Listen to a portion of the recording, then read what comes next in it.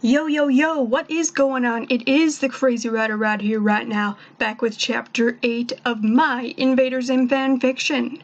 Down in the description you will find Chapters 1 through 7 in case you want to experience those again, or for the first time. But if you're here to stay, let's get right into Chapter 8. So sit back, relax, and enjoy it all, right here, right now.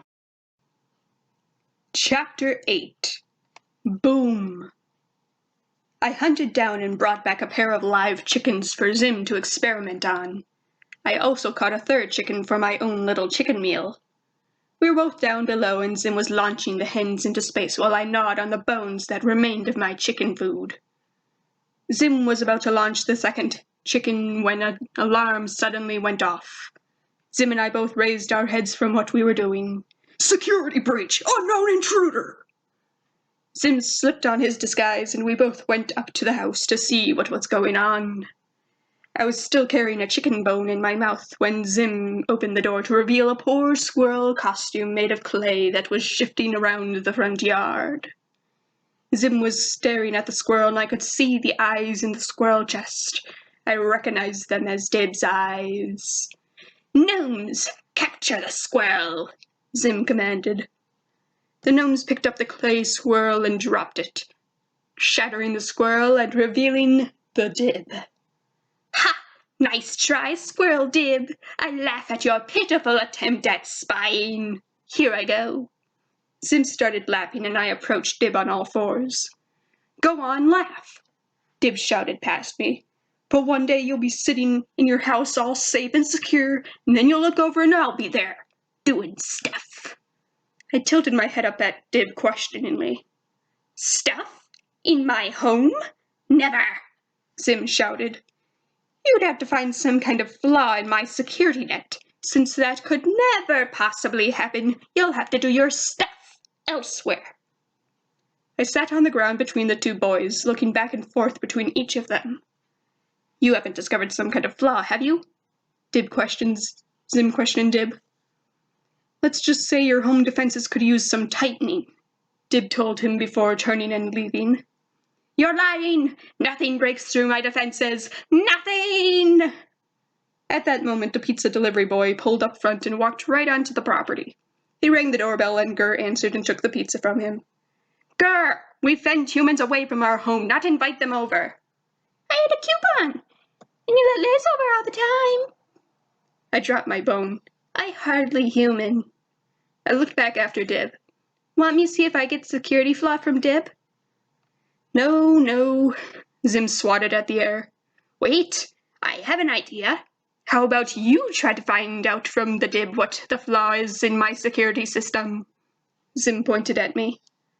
"But I sighed in defeat. "Fine." I turned and ran after Dib. I let out a couple of barks as I was catching up to him. "Dib! Dib! Wait up!" Dib turned and saw me. "Liz?" I was now caught up to Dib and walking by his side on all fours. "I thought you were convincing, Squirrel." "Really? Thanks. I made it myself," Dib said proudly. "You did?" "No, not really." Dib lowered his head. "It's too bad you not get through weak point in security system you mentioned." "Yeah, that spot by the..." Dib stopped himself. "Hey, wait a minute. Did Zim put you up to this?" "What Dib talking about?" I looked up at him curiously. "He sent you over here to try and find out the weakness in his security system, didn't he?" Dib accused. I shook my head in disappointment at my old pal. "Dib, come on, you know you can trust me." Dib turned away and his trench coat created a quick breeze. "I'm not so sure lately." "What? Just because I friend with Alien? I not have friends besides you?" Dib turned back towards me. "Of course you can, Liz. Just not with him." "I really not see what you have against him, Dib." "He's an alien trying to take over the Earth. Why do you keep taking his side?" "You've changed, Liz." "I not changed one bit," I barked. "I had grudge against humans long before Zim. Zim my ultimate ticket to mass destruction of human race." Dib's voice got low and cracked. I'm a member of the human race? Do you want to destroy me? I was a bit surprised by this question.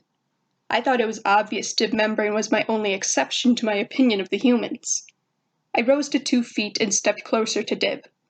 With my knees heavily bent, Dib was still a forehead taller than me. I used my index and middle finger like scissors to hold the base of Dib's cowlick and traced it all the way to the tip. Dib, I never really saw you as member of human race, I told him. I only see you as friend.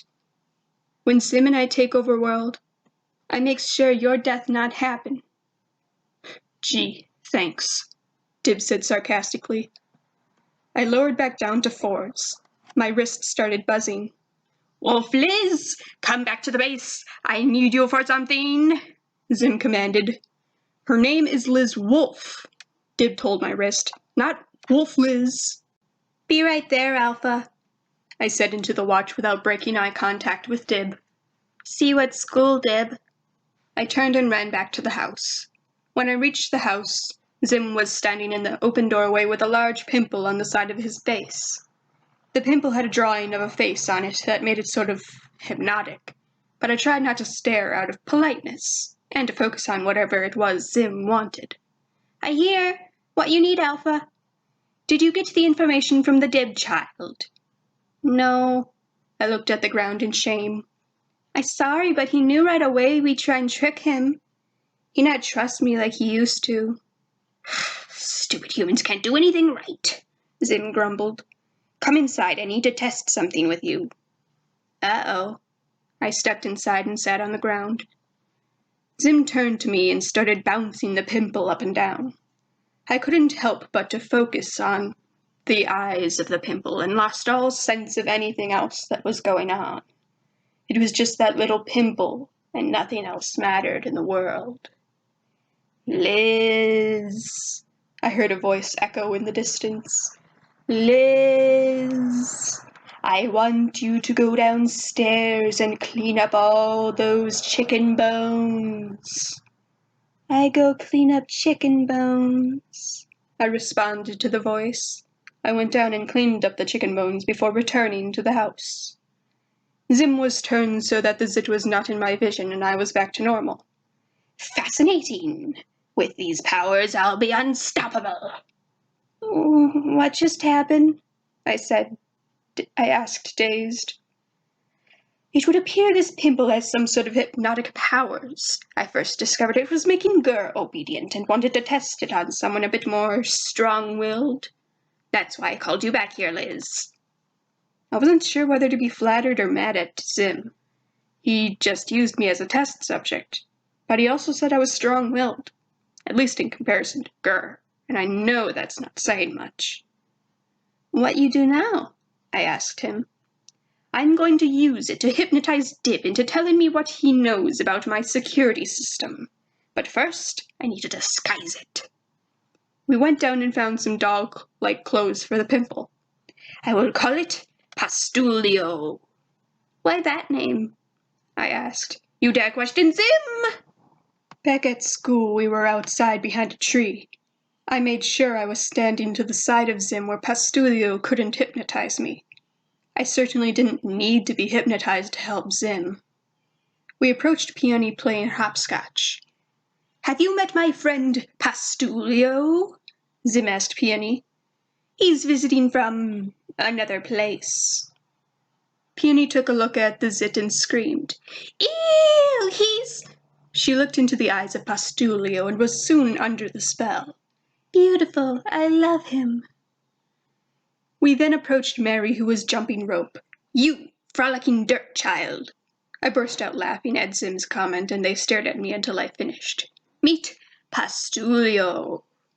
Get away from me, you object of my unsurpassed worship.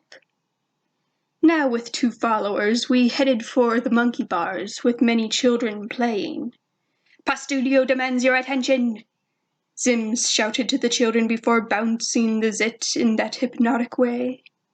The children all became hypnotized and fell to the ground as we walked towards the school entrance where Gads was reading a book. I knew that hypnotizing her would be no easy task. We would require a man dressed in a large pig costume carrying a pizza to bring out her weakness. Dib was trying to hide behind the steps, but I could see his cowlick sticking up. I wasn't about to give him away, of course. I knew he'd follow. Zim addressed the crowd of followers. You will tell Pastulio everything that Pastulio wishes to know. I am Pastulio's official spokesman. Whatever information you give to me will please Pastulio. Zim noticed Gaz sitting there and tried to hypnotize her. Stare deeply into Pastulio. He is your master. He is... Go away, Gaz said simply. Zim was a bit surprised. Are you sure you don't want to look at Pastulio? Zim tried to draw Gaz's attention to the zit. Gaz only growled and pushed Zim away. Zim finally accepted that he wasn't getting anywhere with her, and we all went to the classroom. While in the classroom, Dib burst through the door and jumped on the vacant desk of Miss Bitters. Don't look at that thing on his face, he told the class. He's using it to control you. Pastulio rocks, came from the back of the room. There is no Pastulio, Dib shouted. It's just a pimple, a hypnotic pimple. Zim and I stepped forward. I was dragging myself on 2 feet. Look, cried Zim, at Pastulio. Never, Dib resisted. I'll never surrender my free will. Smacky, hold him, Zim commanded Torque, and Torque tackled Dib. Torque held Dib in front of Zim, but Dib was still resisting. You can't make me look. I'll just shut my eyes. Dib turned his head and closed his eyes. Oh, you'll open them, said Zim. You have to breathe sometime. No, Wait, what do my eyes have to do with breathing? Dib opened his eyes and looked towards Zim and Pastulio. Dib began to fall under the spell. I will tell Pastulio everything. He suddenly snapped out of it, but it didn't last long. He went back and forth between being controlled and trying to stay free. Every time Dib resisted, his eyes went to me. At one point he begged for my help. Liz, you've still got free will, help me! I stood there silently watching him. You promised you wouldn't let Zim destroy me. I not let him destroy Dib, I told him. We just want little information on Zim's security system. Never, I'll never tell. Eventually, Dib fell completely under the spell and told Zim there was a blind spot in his gnome field. As soon as he did, the zit on Zim's face began to grow until it took up the whole room. I backed all the way to the window of the classroom and jumped out. That's just like Macmeady's molting, I shouted as the zit burst and pale green pus was bursting through the windows and washing everything away. In the end, Dib had to clean up the mess with a tiny sponge. To make up for letting Zim capture and hypnotize him, I helped Dib out with the cleaning. Bada bing, bada boom, I hope you're ready for your doom. Oh god, I'm gonna cringe so hard at that in like a year, or 3 months, or tomorrow. But other than my horrible jokes, I hope you enjoyed today's reading. We still have a long ways to go before the end of this story, so make sure you keep coming back to find out what happens. I will see you little darlings next time, and remember, keep your crazy.